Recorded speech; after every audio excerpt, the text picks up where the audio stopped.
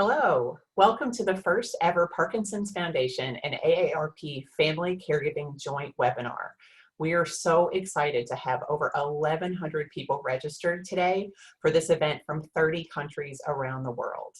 This is our kickoff to an exciting webinar series in partnership between the Parkinson's Foundation and AARP Family Caregiving, with the second webinar coming soon in November. Today's topic is answering your Parkinson's disease questions from newly diagnosed to caregiver resources. My name is Julia Wood. I'm going to be your moderator for today. I serve as an occupational therapist who specializes in treating neurological movement disorders at the University of Pennsylvania's Parkinson's Disease and Movement Disorders Center of Excellence at Pennsylvania Hospital here in Philadelphia. So we are so glad to have all of you here with us. As we kick off this partnership, we realize these are really challenging times for all of us. The COVID-19 pandemic may have impacted your employment. Perhaps it's impacted your access to care or even resulted in isolation. I know this is the most people I've been around other than my family in a very long time, so I'm very excited. With this new partnership, we strive to reach even more people with Parkinson's and their care partners so we can provide the tools, resources, information, and access to community that we know are so needed for people to live optimally with Parkinson's disease. So we'd like to know a little bit more about you. We've told you about us. So we're going to launch a poll and see who's with us today. Kind of get a little bit more of an idea of who's in our audience participating.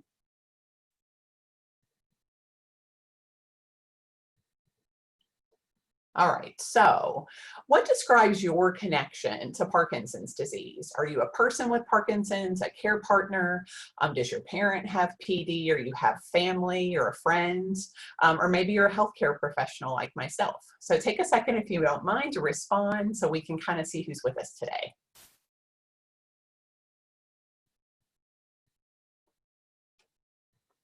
I know, I'm looking at all of the options up there and thinking about all of my clients who I miss a lot right now. And all of these people, Nina's going to talk later, Dr. Browner, about how important our village is. And these are all people that are in your village. So we're glad to have all of you with us. All right, so it looks like we've got about 60% of you today are people with Parkinson's disease. We've got about 13% are care partners. And then we've got 14% healthcare professionals. Welcome. We're glad you're here to learn more with us. And then the rest of you are, we've got 2% are friends, 4% are other family, and then we've also got 6% of you who have a parent with Parkinson's. And I think you're going to find today we have a lot of resources between our presenter, Dr. Browner, and also Amy Goyer, to really answer a lot of questions for you today. So a few housekeeping items before we get started. There are some webinar tools and features that I want to point out for you. So you'll note at the bottom of your screen that there is a Q&A icon, and that is where you can type in questions that you have. We'll get to those later in the webinar, or you can message us if you're having some technical difficulties as well. This webinar is being recorded and it's going to be available on demand within 48 hours. Also, there's going to be a link provided in the chat function where you can download the slides for today and information as well. Also, just so you know, in 48 hours, we're going to send you that on-demand resource, and then you can also access the link via the website. So you have a lot of ways to get today's information, both during the webinar and then after. All right, so now we want to get to know a little bit more about you. I know that everybody's life may have been a lot different recently with what we're all dealing with. Maybe you've been at home more, or kind of spending your time in different ways. So we want to take a second to launch another little polling question here and find out how you've been spending your time. So during social distancing, a lot of us are doing things that maybe we didn't have a lot of time for previously. I know I've been doing a lot of baking personally. My house is cleaner than it's been in a while. Have been watching some television. I'm kind of looking at the options up here. We have been playing some fun games, so we kind of want to see what you've been up to as well. I've also been trying to find a lot of online exercise classes to offset all the baking that I've been doing. So lots of fun with my daughter who's 10. She loves to bake anything and everything. All right. Oh, participating in webinars too. I see that one at the bottom. So I've been doing a lot of those as well. All right, so let's see how you're spending your time. Oh, so most of you are doing lots of webinars, it looks like, and taking walks. Excellent. Some of you are cleaning, less are baking. We've got 21% of you watching TV, and only 1% playing board games. You know, board games and a lot of those activities are really great to stay bonded with family and friends, and then also give a little cognitive boost as well. All right, really nice to know what you're all up to out there. All right, so without further ado, I'm going to introduce our first speaker, Dr. Nina Browner. Dr. Browner will be speaking with you today about the typical symptoms of Parkinson's disease, both motor symptoms and non-motor symptoms, as well as the progression of the disease. She's also going to address the importance of seeing a movement disorder specialist and working with an interdisciplinary care team where possible. So Dr. Nina Browner is the director of the Parkinson's Foundation Center of Excellence at the University of North Carolina. She also serves as vice chair for education for the Department of Neurology and is program director for the neurology residency at the University of North Carolina. Welcome, Dr. Browner. Thank you for joining us. Thank you so much for your introduction, Julie. This is great. I think it was a long introduction, but I think the most important of it is that what I really do is that I am a movement disorder specialist. And by that, it means that I am a neurologist who went through the training as a neurologist. And then after that, I was very interested in people with different movement disorders, such as Parkinson's disease and so forth. And so I took training for 2 more years in movement disorders. And so now I am a director of the center at North Carolina that is sponsored by Parkinson's Foundation. We're the Center of Excellence. And what we usually do is that we see a lot of patients with Parkinson's disease. And I thought that what will happen for us today is that I invite you to participate in the same talk that I do with all of my patients when they are newly diagnosed with Parkinson's disease. And if you're my patient, you will know that I appreciate 2 things whenever we see each other. I appreciate a very good story, and I appreciate a very good cup of coffee, especially if we are there for the morning clinic. And so the way I usually explain people with Parkinson's disease, what's been happening is that, let's start our slides, is that just like it's happening usually, just like it's happening usually in the United States, we talk about that America runs on Dunkin'. But actually what American runs on a little chemical that we have in the brain called dopamine. Oh, we have a little bit of a technical difficulty with the slides, but I'm sure we will figure it out. There it is. So what happens usually is that America definitely runs on dopamine. And dopamine is a chemical that is produced in the brain, and it helps us with different types of symptoms, such as symptoms that you need to continue with your movements. For example, in order for us to not have tremor, and have smooth movements, we usually require dopamine. And so when there is a decreased production of dopamine, that's what happens in Parkinson's disease, patients usually present with slowness of movements, muscle tightness, balance problems, and tremor. And most of you have heard about these symptoms, and you can kind of like guess that all of them basically are motor symptoms, mostly relatable to different types of movements. And you also must probably notice already that some patients with Parkinson's disease have a different combination of the symptoms. Some have tremor, and some don't have any tremor. And if you don't have a tremor right now, it doesn't mean that eventually it will happen. And if you have tremor right now, it may subside a little bit down the road. And so that's all talks about the progression of the disease and how different symptoms connected to each other. But all of them run on dopamine, and all of them happening because we have low amount of dopamine in the brain or decrease the production. Now, what's very interesting question would be is that what else runs on dopamine? So we know that, for example, in the brain, our movements run on dopamine, but what else it could be? So apparently we require this little chemical for different types of symptoms. We need it for our mood, It's very important for our attention and cognitive function. It also participates in our sleep, and we definitely need it to for our sexual function and also for smell.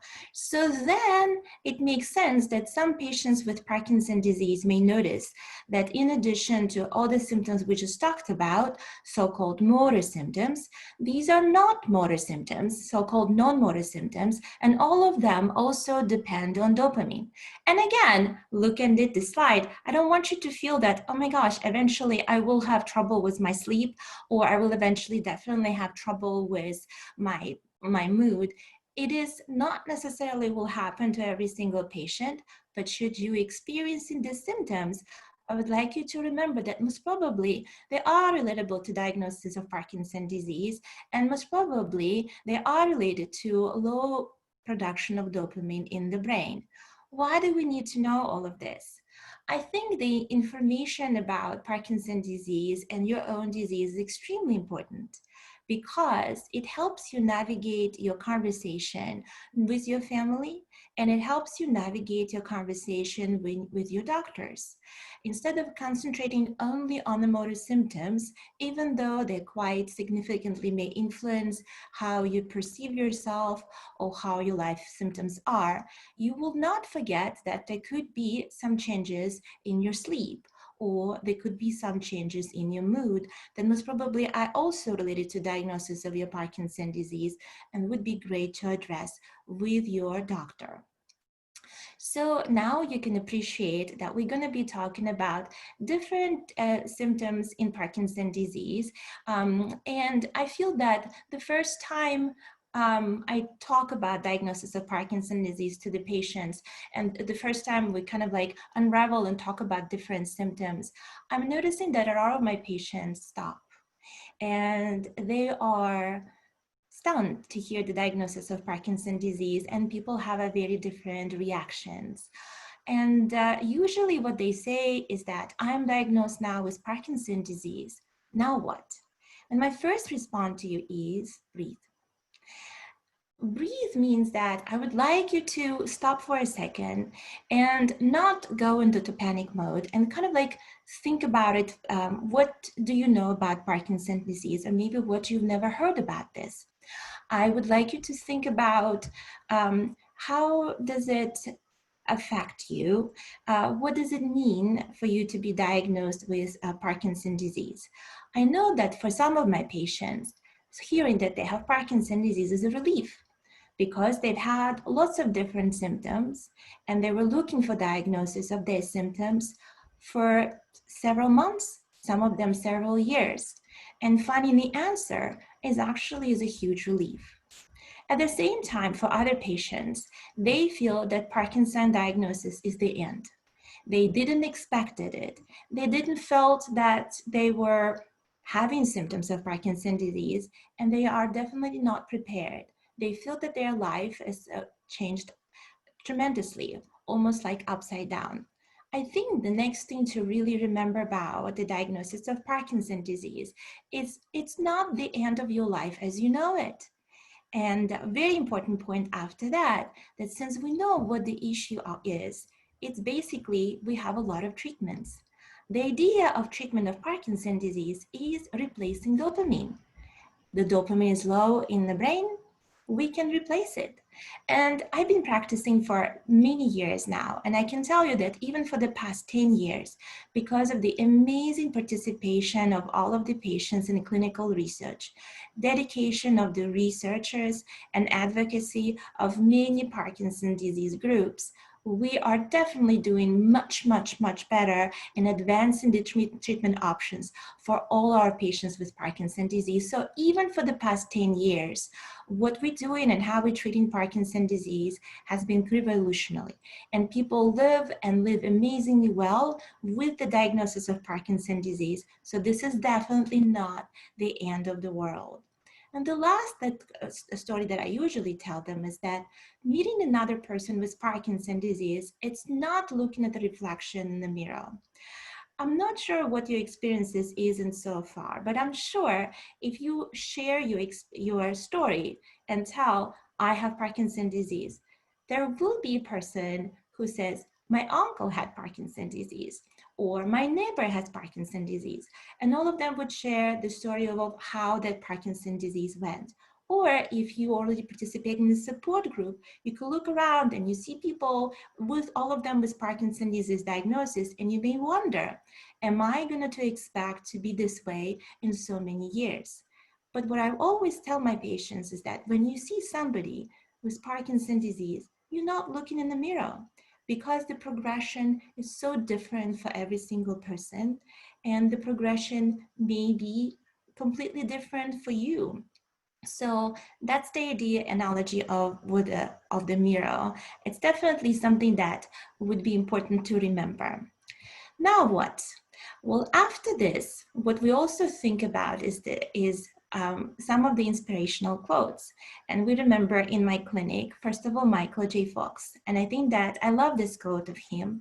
He said, I don't have any choice whether or not I have Parkinson's, but surrounding that no choice is a million of other choices I can make. And I also love the quote of this physician who survived Holocaust and has been an amazing neurologist, Viktor Frankl, who said, between stimulus and response, there is a space. And in that space, it's our power to choose our response. And in our response lies our growth and our freedom. So the idea when you receive the Parkinson's disease diagnosis is definitely to take a breath, think about what is happening right now, and then create choices and appreciate the space between the stimulus and response, and make the choices that hopefully this webinar and many other webinars that we will be putting together along with Parkinson's Disease Foundation and AARP would be really beneficial for you. So what should we do next? Well, the answer is, I think that number one is that you definitely want to have a space to think about the diagnosis. I think that it will be important to kind of like take care of your whole self. Be kind to yourself. Go for a walk. Read your favorite book. Take hugs from everybody who gives them. Give hugs to anybody that you live around. And think about what is your attitude for diagnosis of Parkinson's disease. One of my patients gave me a very amazing, I think, joke about that. He said, well, I live with Parkinson's disease, but you know, it's just my roommate. Meaning that it is in my life. I kind of have to pay attention to it, but it doesn't really dictate who I am. And I definitely don't pay too much attention to my roommate.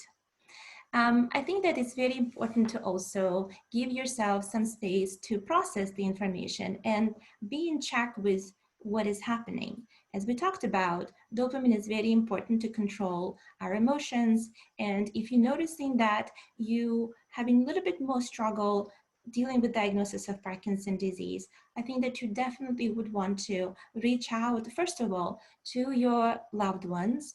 And second of all, most probably to the mental health professionals or even your primary care physician, and share with them how you feel about Parkinson's disease. After that comes the next part, is to become a little bit more flexible. And as my patients say, go with the flow.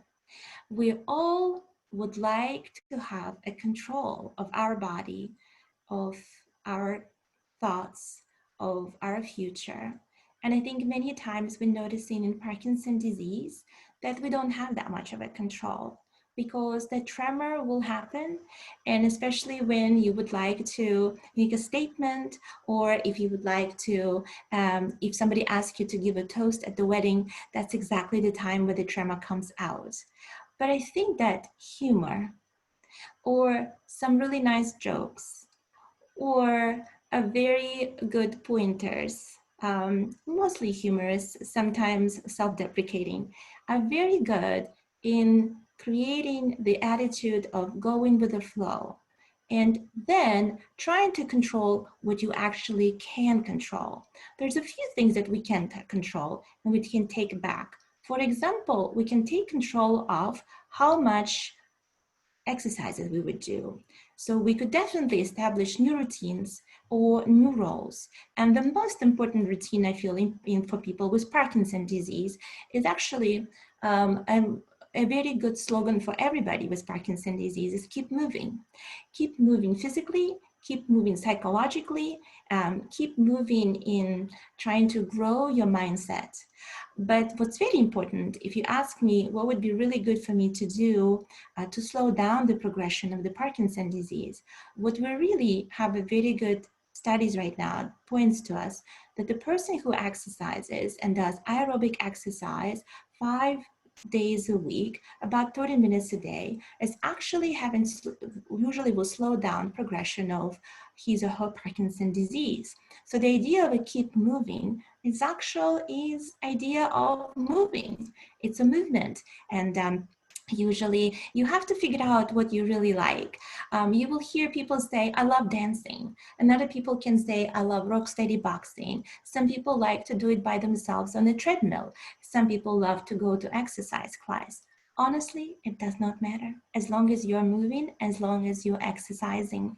And also remember, I know it's really a bit hard right now with the social distancing, but eventually when we come back to our new normal, I think that it will be very important to remember that keep moving means also keep socially moving, keep organizing the parties, going to the parties. And remember, Parkinson's disease is not the diagnosis that will take you off of the birthday party that you don't want to go. So it's definitely diagnosis where people live a very great lives and they can do a lot of social activities. I sometimes joke that my patient's social life is so much better than mine. They go to the cruises, they attend graduations, they are work, they basically do everything that they like to do.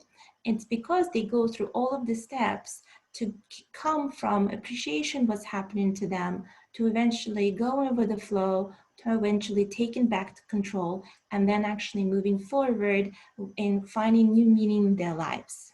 Now, who is going to help you with that? It's obvious that this is not going to be the journey by yourself. And as we all know, it takes a village. It takes a village for any big, ambitious things that we do in our lives. And I think that Parkinson's disease is one of the times where we actually have to create our own village. So the first person in your village is your partner, your body, your rock, or your rock star, a person who's basically always there to help you, to give you a hug, and also is a person who is always there to come and help you with the questions when you are at the doctor's office. The next person in your village is definitely your doctor. We are well know that people with Parkinson's disease who have a neurologist on their team are doing much better in regards of the Parkinson's disease treatment and overall long-term outcomes. What would be extremely nice is to try to find a movement disorder specialist. And these are the people who are also neurologists who basically taking several more years to learn more about Parkinson's disease and different movement disorders. And they are basically specializing. They usually work in centers where they have other people on their team, which I would definitely recommend to have. The first person that you will think about to have on your team is most probably physical therapist, because we just said that you should exercise, it's very important. And you would think about occupational therapists as well, because this is the people who take care of what occupies us and help us. But I would encourage you to consider other people on your team. For example, your primary care provider is a person that on your team. And as you are thinking about diagnosis of Parkinson's disease and meeting with him, I think it's very important to involve them in your care in regards to the Parkinson's disease as well. Speech therapist would be extremely important, as well as a mental health provider and the pharmacist. So as you see already, the team becomes a little bit bigger, but the idea is, if you think about it, we talked about this little man who's running on Dunkin' Donuts and on dopamine, and we talked about different symptoms that people with Parkinson's disease may be noticing that also are affected. And we're already realizing that Parkinson's disease is multifaceted disease, and most probably what we will need to have is that in order for us to take care of all of the multiple facets of Parkinson's disease, the most important step would be to build a best care team. And on this slide, you can see that this care team basically looks at the patient who is at the core of it. It's the people who around the patient to help them live their best life. And the combination on the petals of this beautiful flower could be very different for different people depending to the symptoms. But there definitely should be a neurologist, and there definitely would be this physical therapy and occupational therapist, but also the speech therapist and a social worker and a care partner and many other different people in your life. So building the care team would be very, very important. Finding the right people would be very important for a long and very productive and great life with Parkinson's disease. So here's my take-home points. You've been a great audience. I think that it's very important to take time to process the new diagnosis. What it helps you is actually helps you to understand who you are, how you think about Parkinson's disease. And then instead of writing a bucket list, I think that you should write a list of things that you really want to continue to do with Parkinson's disease. So if you guys always plan to go on the cruise, you should go. And if you always wanted to do this backpacking trip to the Grand Canyon, absolutely. But unless we take the time to process this information, it's going to be very hard for us to move on forward and really do things that we really want to do. The next very important point is to turn around and find your village and consider different people in your village, not only your family and your amazing care partner, who also is your rock star, but also your healthcare professionals, your neurologist, your primary care physician, physical therapist, occupational therapist, even exercise trainer, your social services, support group around you, people who you exercise with. All of this is your village. All of these people are your village who will be able to support you. The next point would be, which would be very important, is to keep moving. Like we said, moving physically and psychologically, not stay stagnant, not to allow for the Parkinson's disease roommate to become more than just a roommate. I think that we will share our lives with the Parkinson's disease, but it doesn't mean that the Parkinson's disease will come over and take over completely.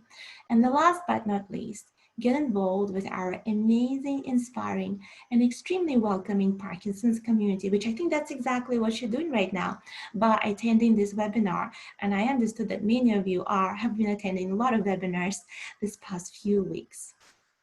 That would be my taking points. And I would like to finish this with a few of the quotes.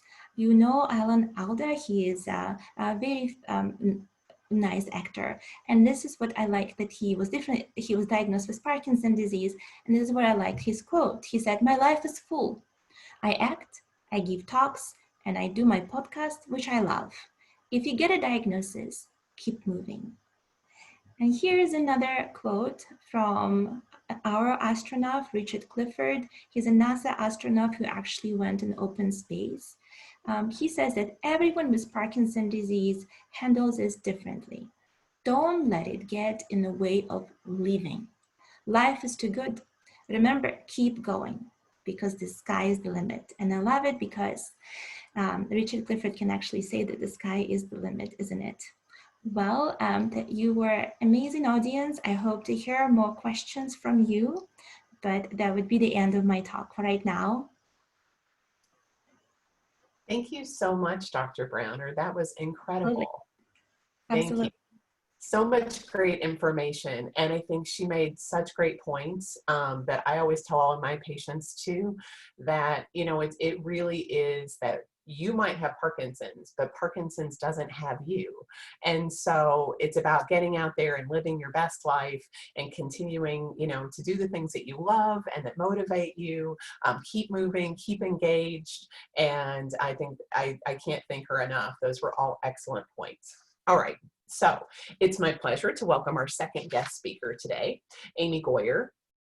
Amy will address what you need to know when it comes to your employment rights, benefits, and resources for both people who are newly diagnosed and your care partners. She will also talk with you about the importance of the care partner relationship and share care partner tips and community forums that you can even join today. So Amy Goyer is the author of Juggling Life, Work, and Caregiving. She's a nationally known writer, speaker, and consultant specializing in caregiving and family issues. Amy serves as AARP's National Family and Caregiving Expert. She's a columnist and spokesperson, and she moderates AARP's Facebook Family Caregivers Discussion Group. Her columns and caregiving YouTube series share her personal caregiving journey as well as practical and actionable tips for caregivers. So please welcome Amy Goyer. Hi, everyone. It's so nice to be here. Thank you so much for having me. Thank you, Julia, for the wonderful introduction. And really want to say how excited AARP is to be working with the Parkinson's Foundation and doing a lot of outreach today. So it's very exciting to be a part of this first collaborative webinar. I'm going to be talking today about caregivers and care partners. And I want to start out by just giving you a little bit of background about family caregiving. We use the term care partners and caregiving sort of interchangeably, so forgive me if I go back and forth. We know that in the US, there are about 41 million unpaid family, friends, relatives, neighbors, people who are helping others out in the US. And about 60% also work at a paid job. So we're talking about very busy people, right? 1 in 4 are millennials, so there are many younger family caregivers. About 60% are female and 40% are male, which represents a shift over time. And in fact, among millennials, it's 50-50. So we know that men are care partners just as much as women are. And AARP really is striving to ensure that family caregivers have what they need when they need it. So have done a lot of work around family caregiving and doing a lot of work now to support family caregivers. I want to stop and do a poll. So I wanted to ask and get a little information from you. Go ahead and do the poll in terms of what's most important for you right now in your journey. So first of all, is it important that you start having conversations around current and your care in the future? Is it lining up a care team and getting more support? Is it making an overall care plan and kind of having a framework for going forward? Is it about finding professional support? And sometimes that can be a real challenge to try and find the right practitioners to people to help us. And then what about caring for yourself? I think often we put that at the bottom of the list. So let's be interested to see how many of you say that's top of mind for you right now. So go ahead and fill these out. This gives us a good idea of where you stand right now going forward. So here are our results. It looks like the largest chunk of you are interested about starting the conversations, going forward and seeing what we need to talk about, and lining up the care team, and it goes on from there. So what I'm going to do is address each of those issues. First of all, I want to talk about starting the conversations. And AARP has a wonderful free Prepare to Care guide that covers each of these 5 areas. And I'll give you some information about how to get copies of that. So first of all, in starting the conversation, think about it this way. These are going to be many, many conversations that you have over time. Don't try to take it all on at once. It's not necessary to, right off the bat, talk about every conversation. What I suggest is that people start early and often. So you talk about these things early on, maybe before they're big issues, and then you change over time. You have to talk often because your wishes, your desires, your goals, your resources, everything changes over time. That's that's just natural. So early and often. Conversations are going to be about your finances, about legal issues, health issues, your care team, your plans, your living situation. And when you have these conversations, think about maybe doing some homework beforehand. You know, what is the information that you need to bring to the table and to the conversation, but also who should be a part of that conversation. Sometimes it's important to have certain family members as part of those conversations. Other times you might want to have your financial advisor or your accountant involved, your lawyer, your doctor obviously is a big part of many of the healthcare decisions. So think about who should be a part of those conversations. Then you want to look at forming your team.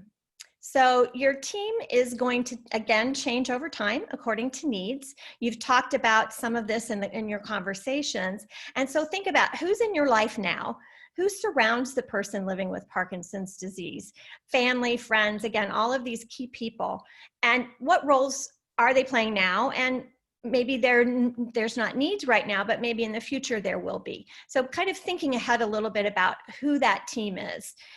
It might be really important to designate roles and responsibilities and try to figure out who's doing what on the team. And also think about team communication, because the communication among, making sure that information is shared and who needs to know what. And you know, you can make decisions about how much information other people really need to know. Number 3, you make a plan. So you've had the conversations, you're thinking about the needs, you're thinking about the resources, you're thinking about goals, and how we bring together our care team and all of those things together kind of forms our plan. And again, it's a flexible plan. It's a framework. Things change over time, and of course they're going to change over time. And that's not the end of the world when you make a change, but it gives you a framework to always go back to and think, okay, well, this is my goal, and I want to make sure that I get there. And so now this little bit of issue has changed, my health has changed, my resources have changed, and so I'm going to adjust my path. I'm going to adjust my plan for getting there. Number 4 is finding more support. And this really refers a lot to professional support. So you're going to have community resources that you can access. There are, of course, the Parkinson's Foundation is a huge support to you. Your doctor's a support to you, the professionals in your life, all of the folks I talked about in the conversations, your accountant, your financial planner, your home advisor, your aging in place specialist who can help you make sure that the home, if any modifications need to be made, that those are done. You can also contact the elder care locator at eldercare.acl.gov, and that is a wonderful place because they can then direct you to your area agency on aging, your ADRC, and other resources in your local community area, and so that you can get a better feel for what is available at the community level. And sometimes it's important just to do the research. You may not need anything like that right now. And you can also look at the VA. If any of you are veterans, the VA has a lot of support, both for those of you living with Parkinson's disease and also for care partners. And they have a wonderful website, caregiver.va.gov, where they have a toll-free number that you can call as well to look at veterans services and supports and benefits that might be available. And last but not least is care for yourself. And we all put ourselves last, especially, you know, when we're focused on someone else that we're caring for. And we need to remember that it's just as important that we take care of ourselves. You know, we give and we give and we give, and sometimes that can be depleting. You know, you have to replenish yourself just as you're giving. I always say, you know, I learned in my own caregiving journey that my car can't run on empty. And I can't either. How about that? It's not selfish to take care of yourself. It's actually just practical. It's something that you do. You keep filling your tank so that you have the energy to keep going and doing all the things that are important to you.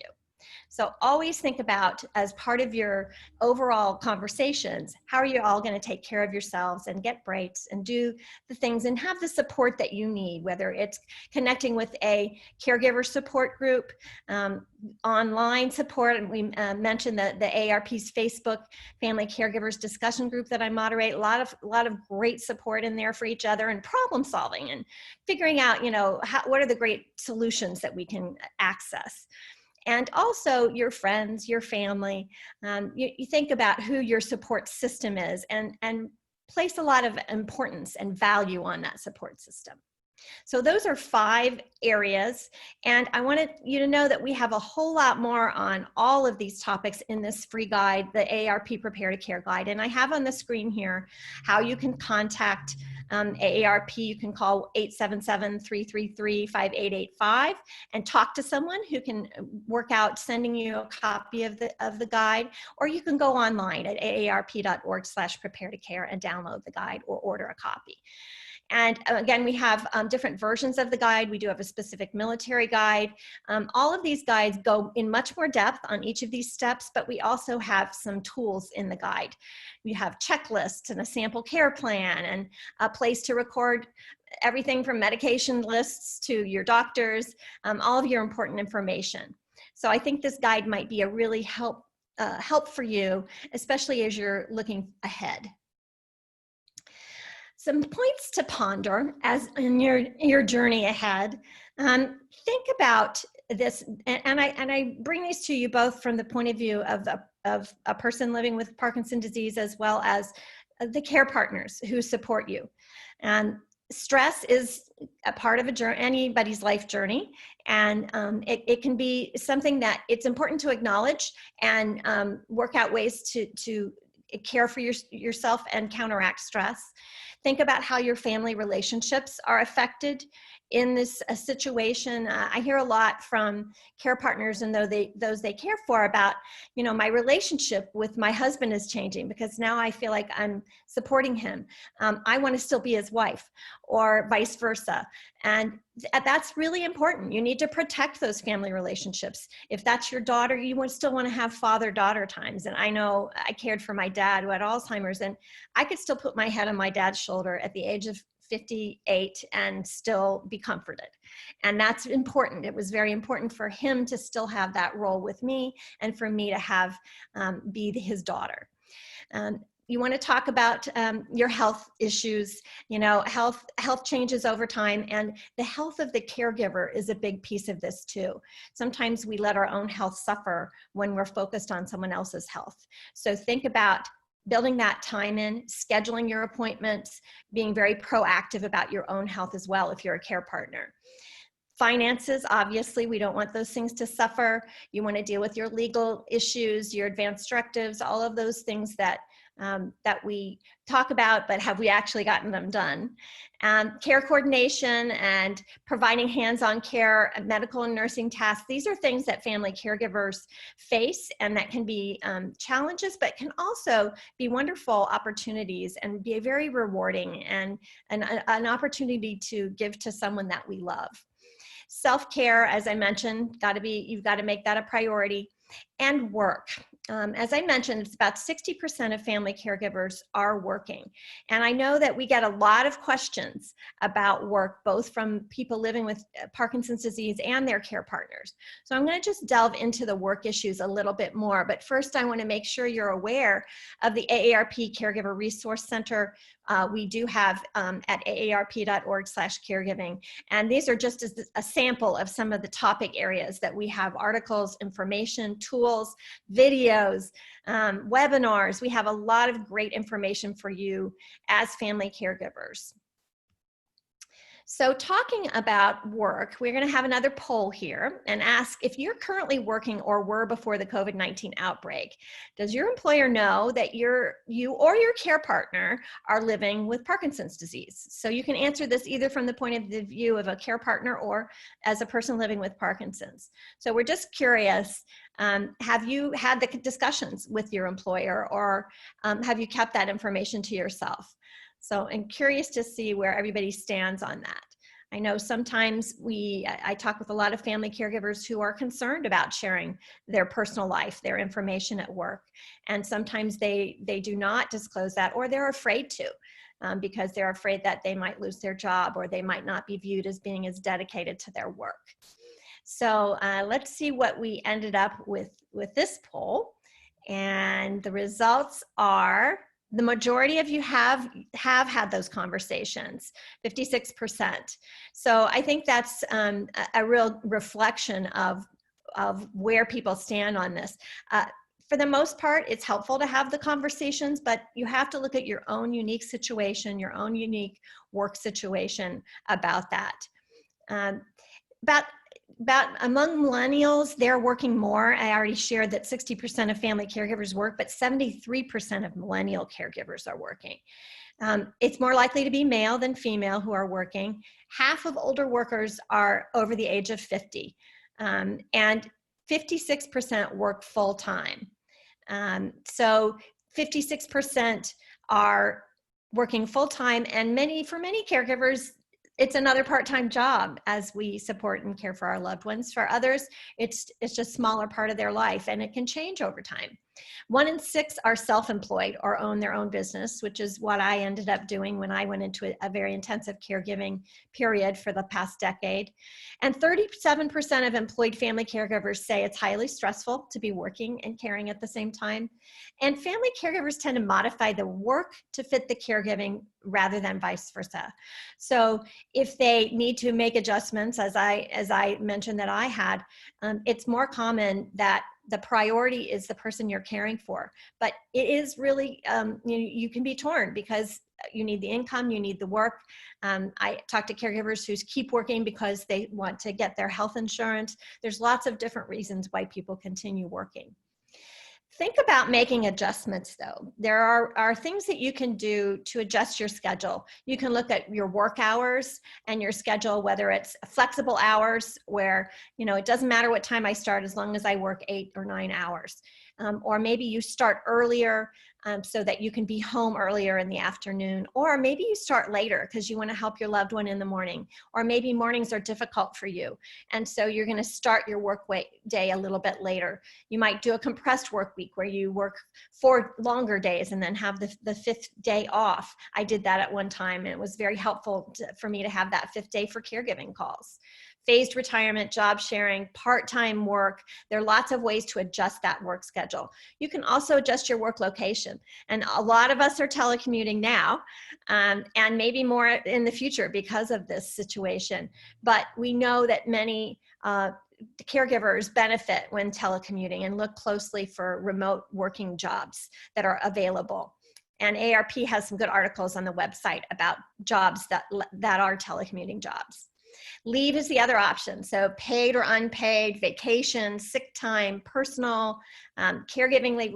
People take all kinds of things. FMLA, family leave, is available for some people. There's a lot of specific requirements around that. And military caregiving leave is also available. It's kind of a part of the FMLA and is a little bit more a longer leave. So you even have people who donate their leave to others who need it, or you can take a leave of absence. So as you look at all of these options, think about what are the repercussions, what are the pros, what are the cons, talk with your employer, and find out the best ways to adjust so that you can maximize your work and your income and your life.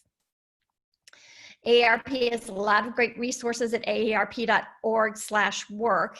And one of the things that some people try to do is look at alternative ways to provide care over time. So it might be your loved one works with someone else or goes to a different setting. But also if you're considering leaving your job, think about, look ahead, consult with your financial advisor, look what income you stand to lose over time, future employment options, and the cost of care over time, weigh all the options, but also consider the emotional stress and strain.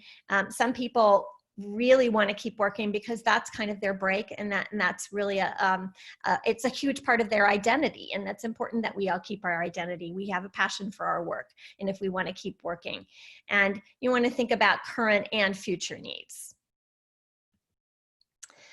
So I want to just conclude by sharing with you sort of a thought in terms of both your journey with Parkinson's disease and your caregiving journey, if you're a care partner or think you will be in the future.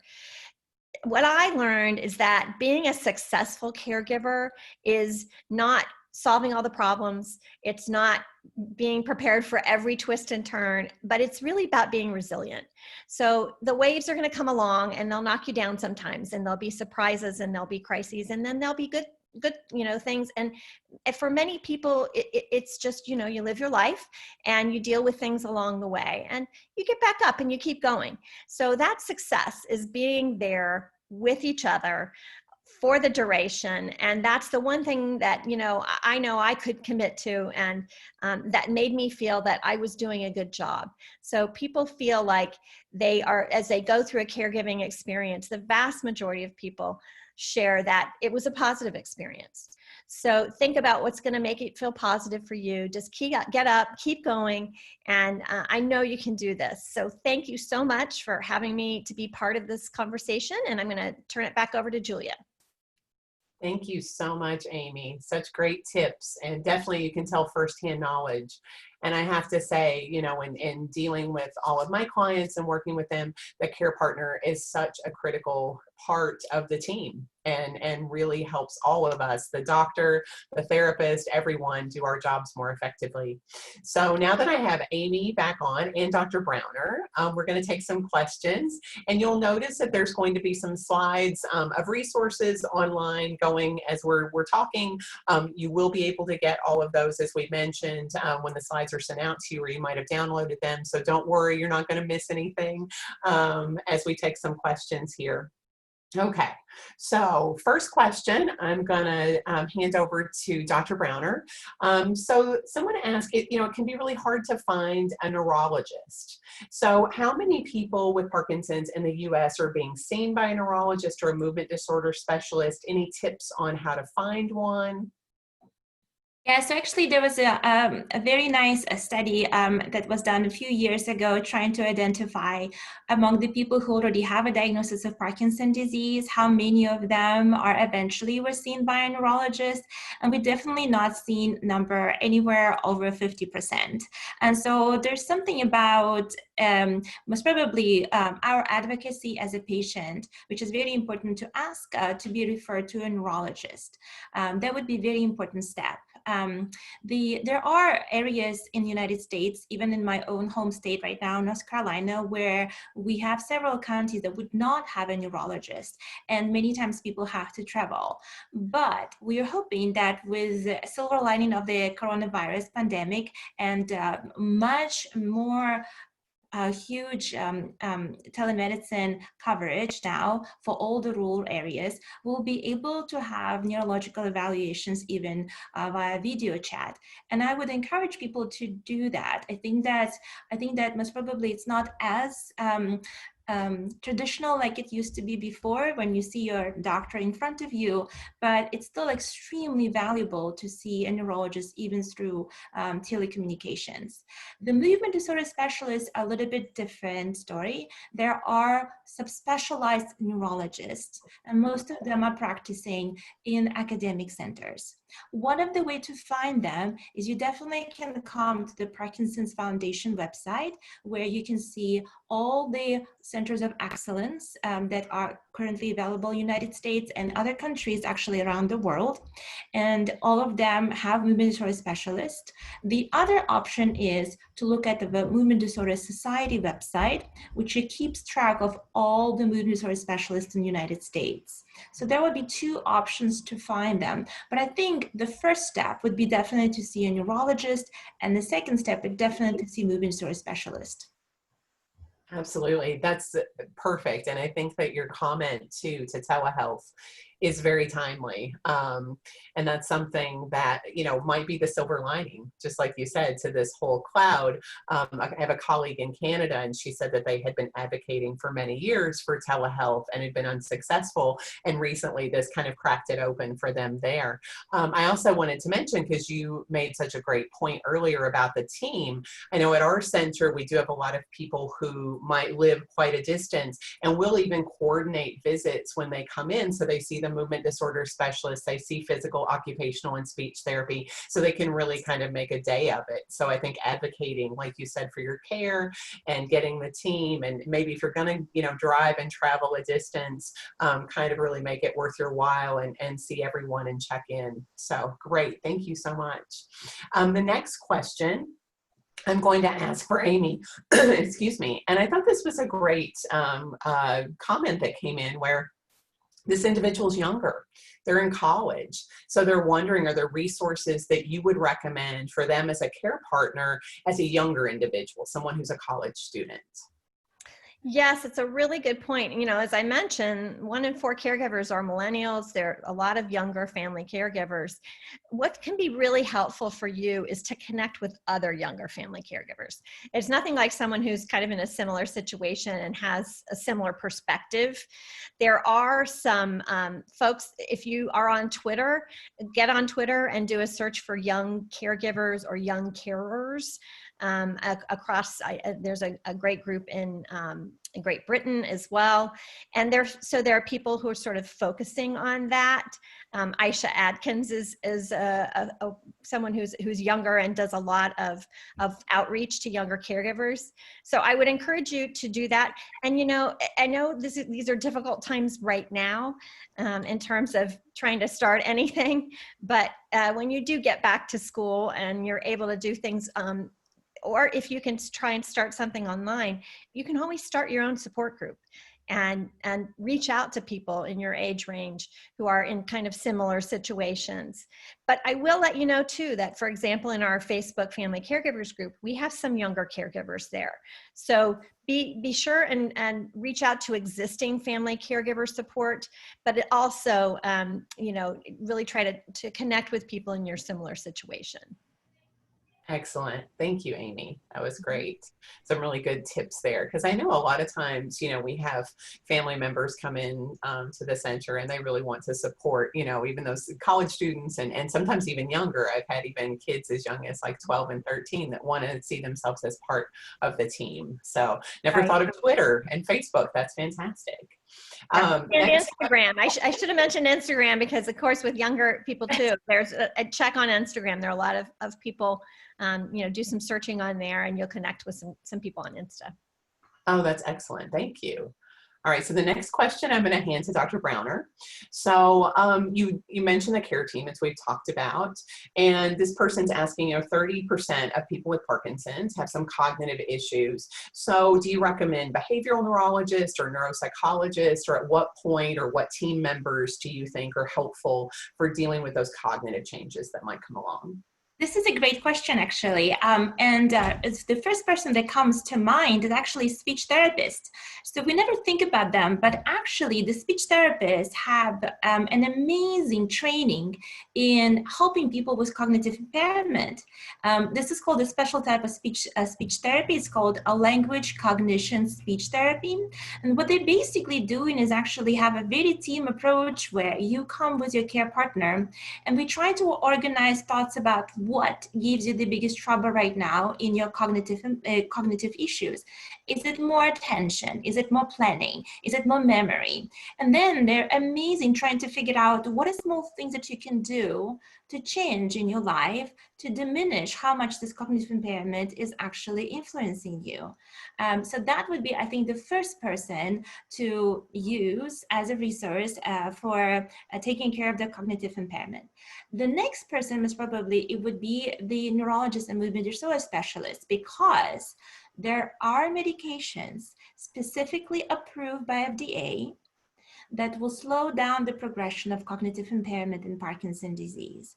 And I think that even though the question was more about treatment, I think we also have to consider long-term treatment by means of slowing down the progression of the symptoms. And if, for example, we could adjust what we're doing with a speech therapist, it would be really great to know that there are medications that could slow down the progression of it. And then I think the neuropsychologists and behavioral neurologists are extremely important part of the team, but most of them, neuropsychologists mostly focuses on first testing to really understanding which part of the cognitive impairment we are talking about, which actually feeds into then understanding how can we adjust, or how can we keep moving, how can we stretch ourselves and figure out how can we change our roles in order for us to continue to live with Parkinson's disease well. And then they also are very good in analyzing and considering what other medications could be brought in, because many times we think cognitive impairment, but actually a little bit of anxiety and depression are the ones that causing us to slow down in our cognition. And the neuropsychologist would be able to actually figure out these little pieces and help us navigate possibly even medications or behavioral therapists. And so I think the answer to the question would be first speech therapist, then most probably a neurologist to consider the medications for the long term. And after that, neuropsychologists to have a very good thorough testing and to understand what we're dealing with, and is there any additional medications or techniques that we could do to basically improve our quality of life. Absolutely. Great response. And I think that it really calls into play once again that teamwork makes the dream work. So it does truly take a village. Exactly. And absolutely. And I know as an occupational therapist, often early on when people start to have issues with work and things like that, and it's not even from a cognitive impairment level, but just they notice a change subjectively to their, maybe being able to multitask or things like that. Often we work on how to simplify the job or work around some strategies for executive function. So great, thank you. Unfortunately, that's all the time that we have for questions today. And you'll notice on your screen, there are amazing resources as well. At the bottom, you see the helpline information at 1-800-4PD-INFO. So if we didn't get to your question, and I know there were a lot we didn't get to today, you can call and you can check in with the helpline and we'll try to answer your questions the best of their ability.